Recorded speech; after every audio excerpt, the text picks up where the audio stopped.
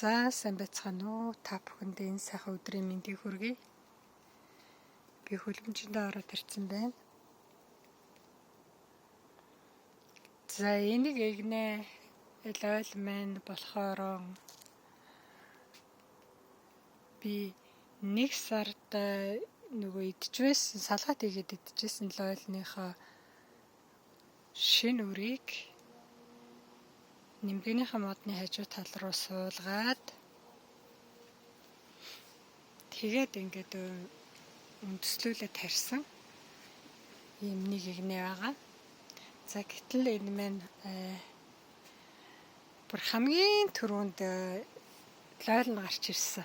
Бүр бусд нь 2 сарын 27-нд үргэлжлүүлсэн бусад лойлноосоо төрүүлээд ингээд лойл нь гараад ирсэн мөртлөө хамгийн сүүлд одоо бүрэн бас улаач амжаагүй байна уу ингээд улбар шар болчихсон байж байна. За энийг одоо улаалах гал хараад л байж байна. За бусад лойлууд нь болохоор бүр 2 сард 3 сард өрсөлдүүлсэн лойлнууд маань үр жимсээ өгөөд хатаад бүр ингээд ийм сайхан үр жимсээ өгөөд дуусч байна. Хүүтрэхээс өмнө. Гэтэл энэ нэмбэгний модонд идчихсэн лойлоо хийсэн лойлныхаа өрийг хийсэн лойл маань ийм байна. Энэ болохоор яагаад ингэж юу яасан бэ гэхээр бид өгөнд тэгэхэд би ингээд одоо намар болоод ургацаа хураагаад ирэхээр за одоо ингээд иймэрхүү ингээд зарим нэгэн лойл нь ингээд ногооноор үлддэг байхгүй ингээд улаач чадахгүй. За ийм ингээд улаахгүй байгаа энэ ногоо лойлуудыг би аваад тайрцагт хийгээд тэгээд тараагаад шкаф дотор хийчихэн. Тэгээд тэр лойл маань бүр 1 сард ингээд улаан болцсон байсан. Гоё улаачсан. Тэгээд тэр лойлныхоо нөгөө мод мөчөр дээр улаагаагүй лойл авч улаалгасан лойлныхоо үрийг 1 сард ингэж хийсэн байхгүй салат хийж агаад. Тэгээд энэ хамгийн дөрөнд гарч ирээд одоо хамгийн сүүлд ингээд улаач байна. За. Тэгээд энэ лойл маань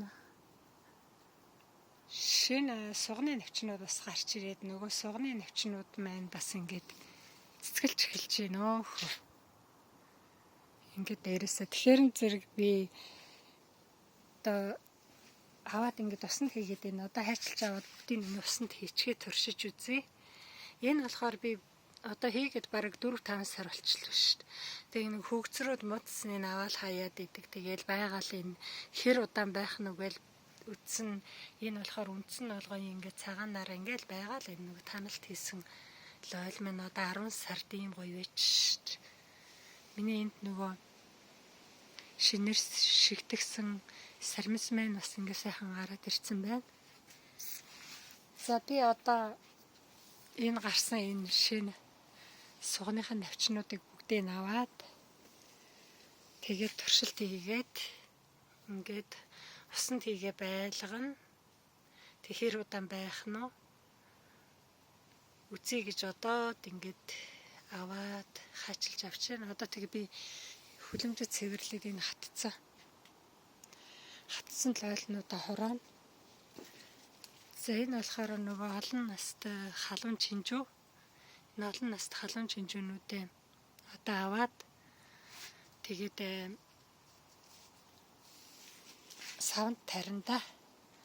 За ингээд та бүхэндээ бас амжилт хүсье.